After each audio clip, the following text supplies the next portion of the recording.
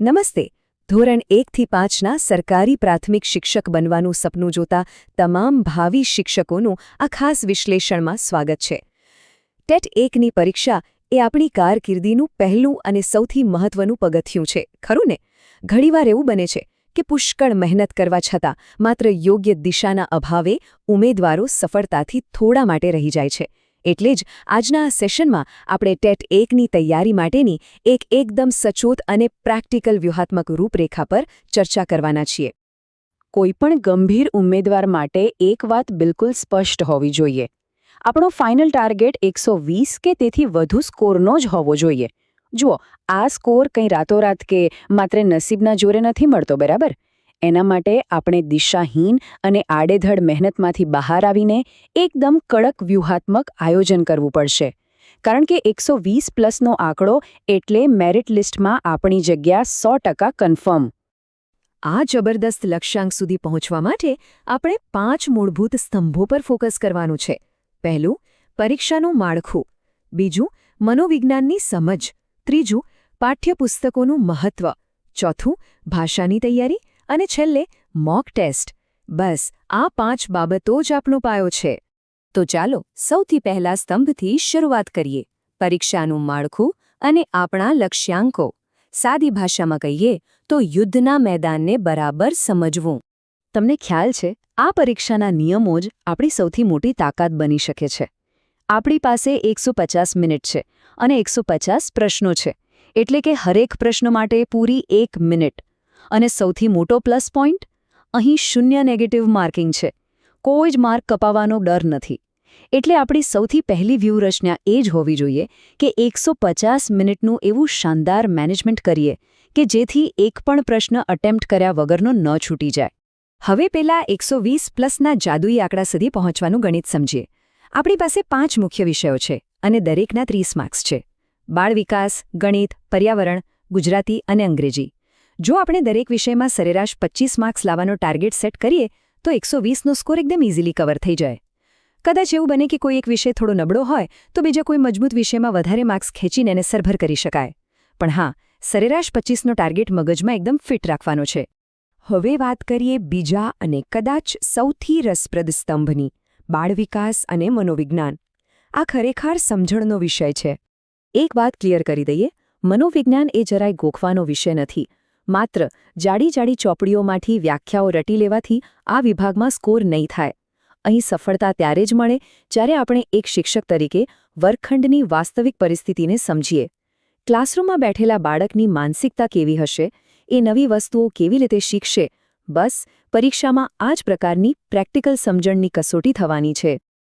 જીન પિયાજે, લેવ વાઇગોત્સ્કી અને Howard gardener જેવા મહાન મનોવૈજ્ઞાનિકોના સિદ્ધાંતો તો આપણે વાંચીએ જ છીએ, પણ એમને માત્ર યાદ રાખવા કરતાં એમના સિદ્ધાંતોને વાસ્તવિક ઉદાહરણો સાથે કનેક્ટ કરવા બહુ જરૂરી છે. દાખલા તરીકે, પિયાજેનો સિદ્ધાંત બાળકોને મેદાનમાં રમતા જોઈને કેવી રીતે લાગુ પાડી શકાય.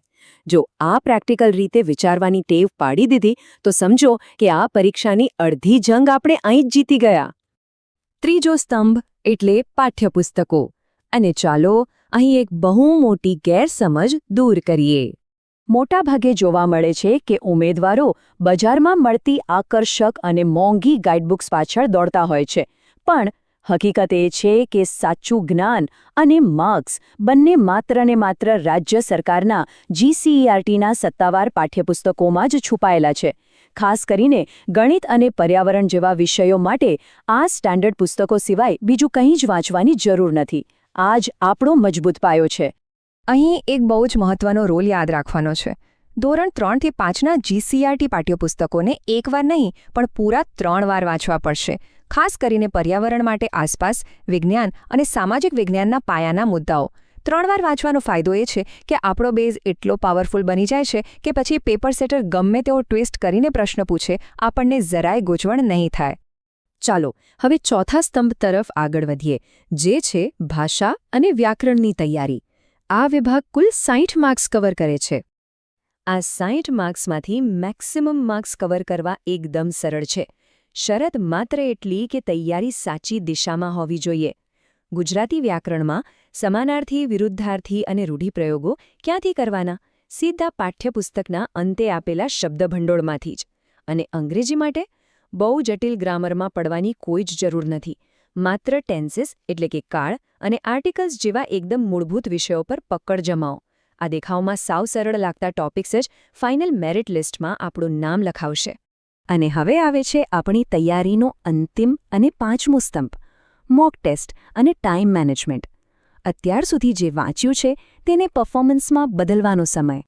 આ તબક્કામાં એક્ઝેક્ટલી શું કરવાનું છે? સૌથી પહેલાં તો અગાઉની પરીક્ષાઓના પ્રશ્નપત્રો સોલ્વ કરવાના. આનાથી પેપર કાઢનારની સ્ટાઇલ સમજાશે. પછી આવે છે આપણો માસ્ટર સ્ટ્રોક. પરીક્ષાના છેલ્લા 15 દિવસ દરમિયાન દરરોજ એક મોક ટેસ્ટ આપવાનો છે. પણ હા, એક ટ્વિસ્ટ છે. પરીક્ષાનો સમય 150 મિનિટનો છે, પણ આપણે પ્રેક્ટિસ વખતે કડક 90 મિનિટનું જ ટાઈમર સેટ કરવાનું છે. જો મગજને 90 મિનિટમાં પેપર પૂરું કરવાની આદત પડી ગઈ ને, તો મુખ્ય પરીક્ષાના દિવસે પેલી 150 મિનિટ એકદમ રિલેક્સિંગ લાગશે.